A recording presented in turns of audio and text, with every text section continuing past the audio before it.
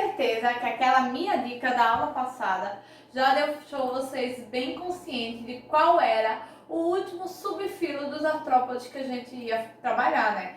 Boca de siri. Siri é o quê? Um crustáceo. Quem pensou em crustáceo acertou.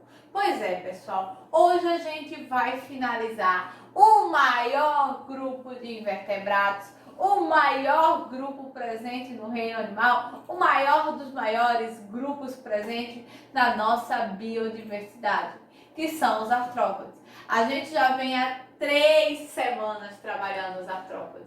A gente começou trabalhando as características gerais desse grupo, ou seja, a gente começou trabalhando esse grupo como um todo, vendo tudo que a gente poderia explorar e tudo que a gente poderia abordar desse grupo como geral, não trabalhando detalhadamente cada parte. Partindo daí, a gente começou a entender que por ele ser tão grande, por ele ser tão amplo, por ele ser tão vasto, ele precisou ser dividido. E ele foi dividido em 3 grupos, conhecidos como aracnídeos, conhecidos como insetos e conhecidos como crustáceos. Comecei trabalhando com vocês quem? Os aracnídeos, os mais temidos, os que dão mais medo, mais pavor, que são justamente escorpiões, aranhas. Vimos suas características, vimos as suas formas diferentes de se comportarem na natureza, vimos as suas peculiaridades, se assim a gente pode trazer, se a gente pode colocar, e vimos que eles apresentam características evolutivas muito específicas, muito peculiares, que estão relacionadas principalmente à presença do exoesqueleto, que eu falei lá na primeira aula para vocês de artrópodes. Presta atenção nessa palavra.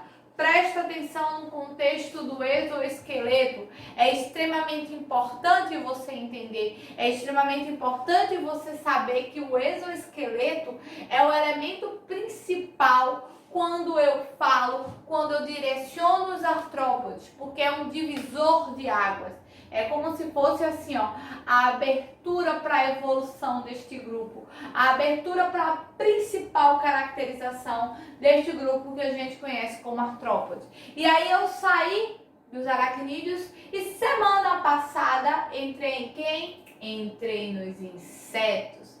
Grupinho maravilhoso, tantas espécies de diferentes tamanhos, de diferentes cores, de diferentes formatos, de diferentes características e até com uma coisa muito evoluída quando se trata de invertebrados. O processo de metamorfose. Exatamente, quem lembra? Eu trouxe para vocês esse contexto da metamorfose, principalmente quando a gente tem um animal que ele na sua fase inicial, ele tem uma forma, ele apresenta uma característica e na sua fase adulta ele muda todo o seu contexto, ele muda toda a sua estrutura. E é isso também uma das coisas mais importantes quando eu relaciono, quando eu falo com relação aos artrópodes. Isso que faz, com que os artrópodes eles tenham isso aqui. A gente está até aqui no patamar dos invertebrados. Quando a gente chega neste grupo chamado de artrópodes, a gente sobe, porque ele traz tantas características, ele traz tantos elementos importantes, ele traz tantos pontos que devem ser abordados sobre esse contexto, que a gente entende, que a gente personifica a importância dos artrópodes. E aí, cheguei no último grupo. É verdade. Vamos gritar, viva, glória, amém, aleluia! Chegamos! Este grupo que é conhecido como os crustáceos. Eu dei 2 dicas na aula passada, quando eu falei, gente, eu vou fazer boca de siri sobre quem será o próximo grupo de artrópodes que a gente vai trabalhar. Porque nós vamos trabalhar os crustáceos. Nós vamos falar sobre camarão, sobre caranguejo, sobre siri. Chega da água na boca, né? Mas não é nesse contexto que a gente vai falar. A gente vai falar no contexto de caracterização desses artrópodes.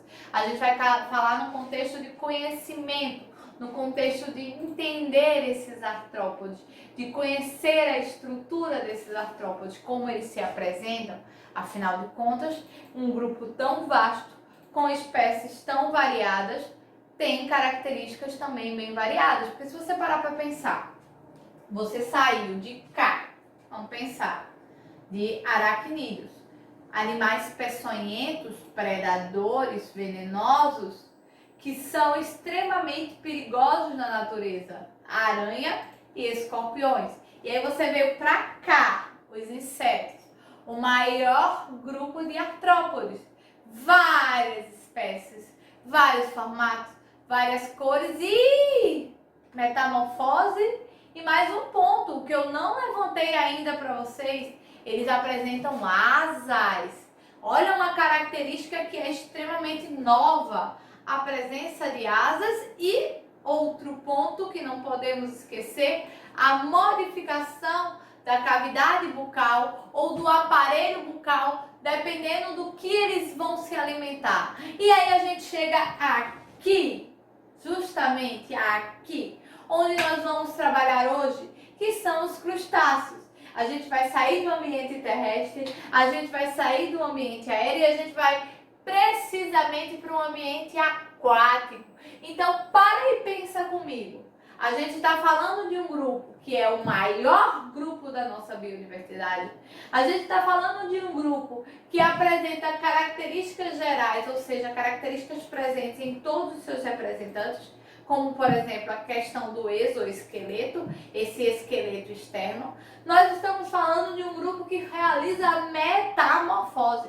Não é para qualquer um, tá? Metamorfose, ó, não é para qualquer grupo. E nós estamos falando de um grupo que ele passeia, ele desfila por todos os ambientes. Ele vem para o ambiente terrestre, principalmente quando eu falo em aracnídeos, quando eu falo em escorpiões e aranhas. Ele vem para o ambiente aéreo, quando eu falo nos insetos, que é uma característica fundamental, afinal de contas a existência das asas está relacionada a isso. E ele veio aqui, ó, caminhar no ambiente aquático, quando eu trago para vocês eles, os maravilhosos crustáceos. Joga para mim eles aí, por favor. Aqui, ó, vejam só, eu venho aqui, ó, para o ambiente aquático quando eu trago o caranguejo. Esse aqui não é o caranguejo, esse é o caranguejo. Quando eu trago a lagostinha, quando eu trago o siri, quando eu trago o camarão, quando eu trago elementos em sua grande maioria que são do ambiente aquático. Todos os crustáceos, eles são considerados aquáticos? Sim, nós temos a grande maioria de representantes aquáticos. Por sinal, tem uma curiosidade que eu não sei, eu não lembro se eu coloquei aqui para vocês, mas se eu não coloquei, eu juro a vocês que no nosso encontro eu vou trazer. É a famosa barata marinha, o maior crustáceo conhecido pela humanidade. Guarda isso, tá? Guarda isso, que esse grupo tem muita coisa pra gente entender, tem muita coisa pra gente conhecer, tem muita coisa pra gente ver de tão rico que é. Joga o próximo slide pra mim, por favor. Aqui, ó, mais representantes, vocês podem verificar que a grande maioria ele é aquático. Eu tenho alguns pequenos representantes terrestres, mas a sua grande maioria, a grande totalidade, está relacionado ao ambiente marinho em si. Então, é um grupo que a gente pode quase totalizá-lo como um grupo aquático, do mesmo jeito que a gente quase totaliza os artrópodes como uma divisão entre terrestres, aquáticos e aéreos. Mas a gente sabe que, por exemplo, os insetos, alguns deles são considerados terrestres, não propriamente aéreos. Então a gente tem esse contraponto também acontecendo nesse grupo chamado de crustáceo, conhecido como crustácea, que é a sua termologia quando a gente fala em biologia. Vamos para o próximo. E aí vamos entender as características gerais dos crustáceos ou desse subfilo conhecido como crustáceo.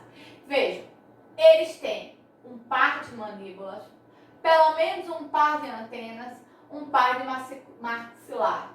Possuem 2 pares de antenas, características exclusivas dentro dos artrópodes. É um grande subfilo e é essencialmente aquático. Vamos entender esses pontos que eu trouxe para vocês, um por um. Quando a gente fala em antenas, olha, eu venho falando sobre essas antenas desde quando a gente vem lá, ó, dos aracnídeos. Desde quando a gente vem dos aracnídeos, a gente tem essa percepção, a gente tem esse entendimento, a gente tem esse conhecimento.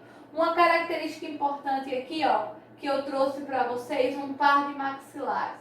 Vejam só, tá vendo essas pinças aqui? Essas pinças adaptadas aqui nesse caranguejo? Existem também presentes, sabem em quem?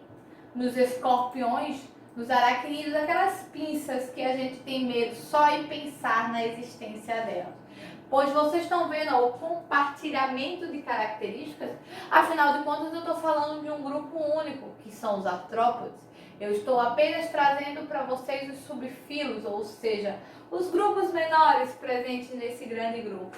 E aí, ó, a gente tem essa aí, que é uma característica extremamente importante, que é as pinças, que são pinças para eles segurarem suas presas, para eles imobilizarem suas presas, para que a partir desse processo de imobilização das suas presas, eles consigam realizar o processo de digestão das mesmas, ou até o processo de apenas imobilização, fazer com que elas sintam-se acuadas, que elas tenham medo, para que elas venham a se afastar. Outra característica que eu também trouxe para vocês, que eu acabei de falar, foi sobre a questão do aquático.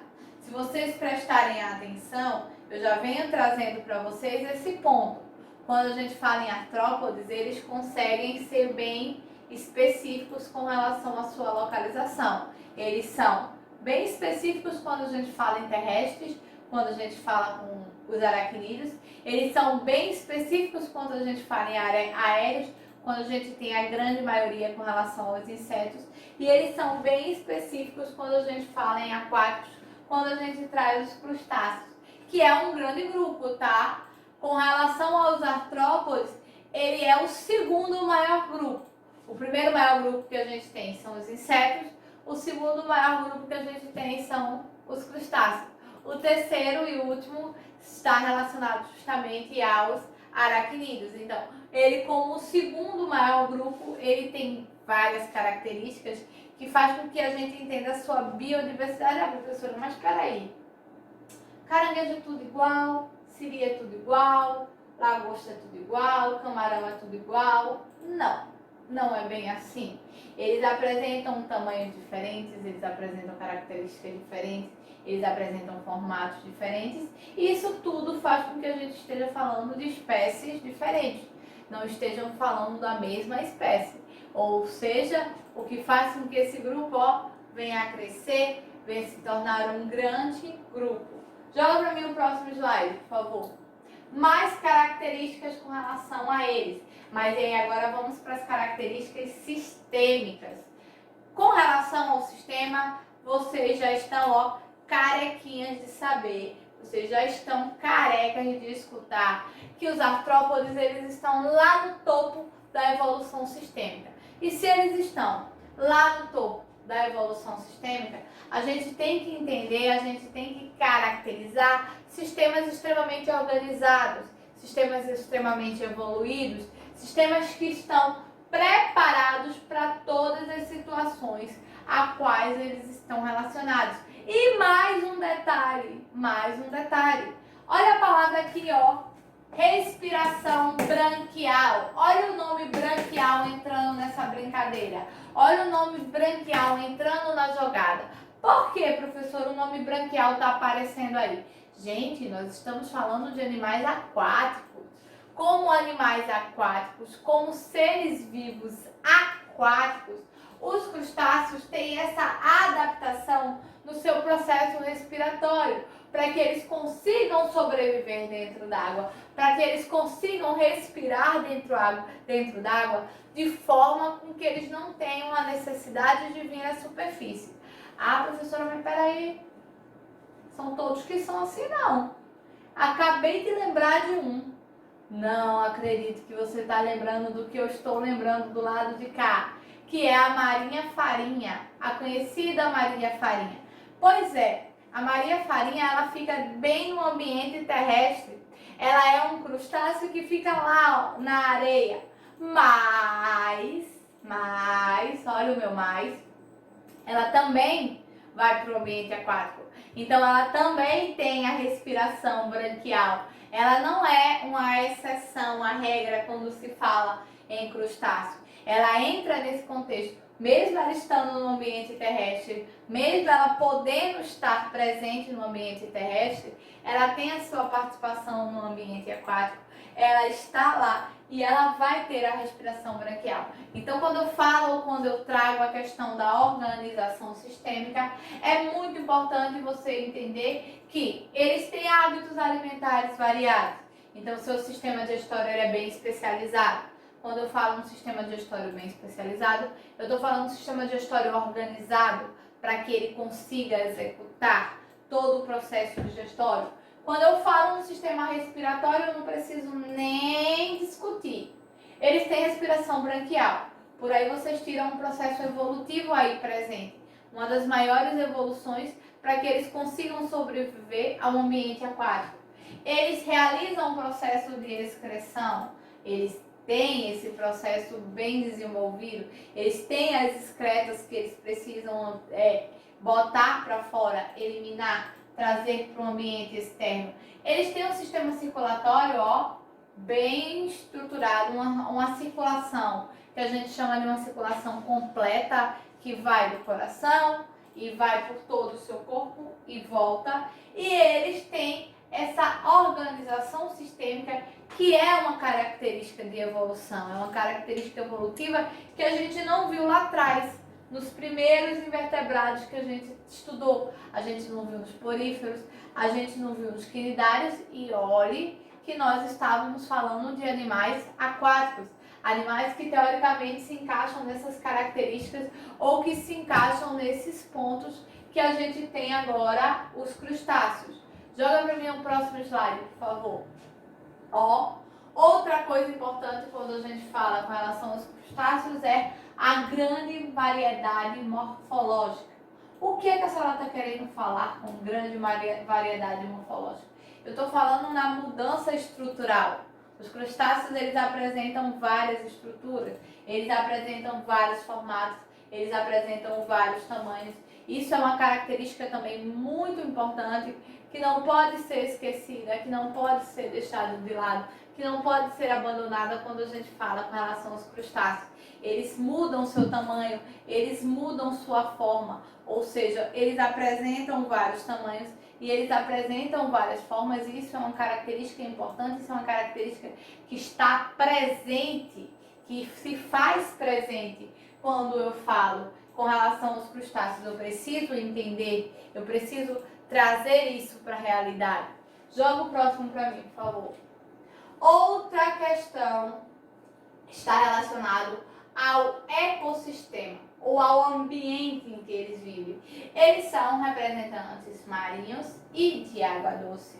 Nós temos também crustáceos em ambientes doces, mas temos também no ambiente terrestre, ou seja, eles conseguem passear por mais de um ecossistema, eles conseguem passear por mais de um ambiente, eles conseguem estar presentes em mais de uma situação. O que é bom para eles, que eles conseguem estar tanto no mangue, como por exemplo o caranguejo, como eles podem estar no ambiente oceânico, que é o caso do siri, eles podem estar no ambiente terrestre, como é o caso do tatuzinho de jardim, aquele animalzinho que a gente encontra em grande quantidade de jardins, ou seja, eles têm uma grande biodiversidade, eles apresentam uma habilidade ecossistêmica que é muito importante para eles.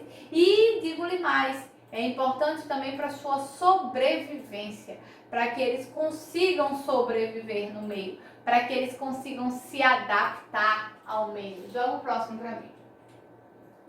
E agora vamos entender esta questão do ambiente aquático. No ambiente aquático a gente tem algumas variedades de crustáceos. Crustáceos microscópicos ou microcrustáceos, que são crustáceos pequenos que estão presentes no ambiente aquático, que eles são quase imperceptíveis nesse ambiente, de tão pequenos, mas que estão presentes.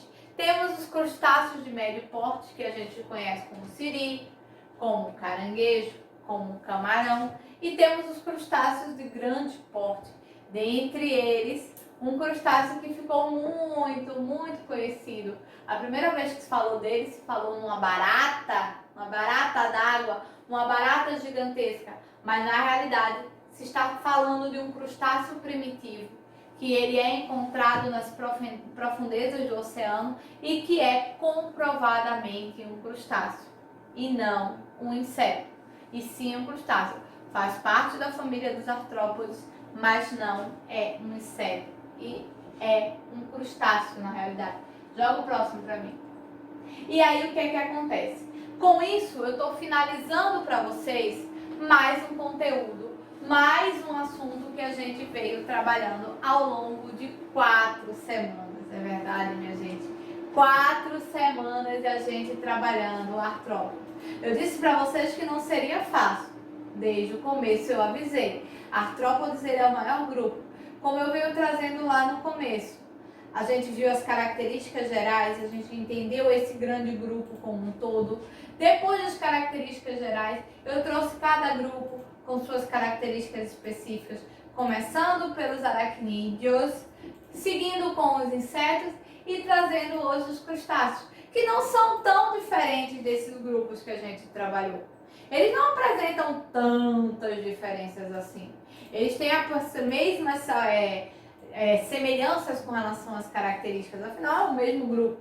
Mas eles têm coisas pontuais, ou o que a gente chamaria de elementos pontuais que caracterizam esses animais e que fazem com que a gente distingua ou que a gente separe o que é aracnídeo, o que é inseto, do que é um crustáceo. E é isso que eu queria que vocês entendessem, é esse elemento importante que eu preciso que vocês saibam. Valendo ressaltar que agora vamos para as nossas informações básicas. Como nós terminamos o conteúdo, todo mundo já sabe o que? Tem que fazer a tarefinha do livro relacionado ao capítulo de artrópodes. Faz o exercício, tira a foto e manda para mim lá naquele meu e-mail que também vocês já conhecem.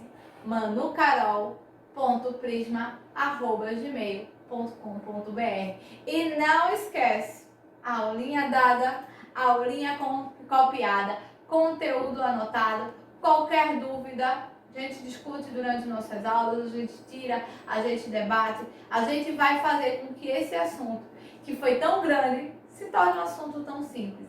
E quero todo mundo preparado para os nossos próximos assuntos, porque vai vir pela frente os animais vertebrados. Vamos trabalhar peixes, répteis, aves, anfíbios e mamíferos. Quero todo mundo pronto, tá? E lembrando, eu daqui, vocês daí, e a gente se encontra na próxima aula, pessoal.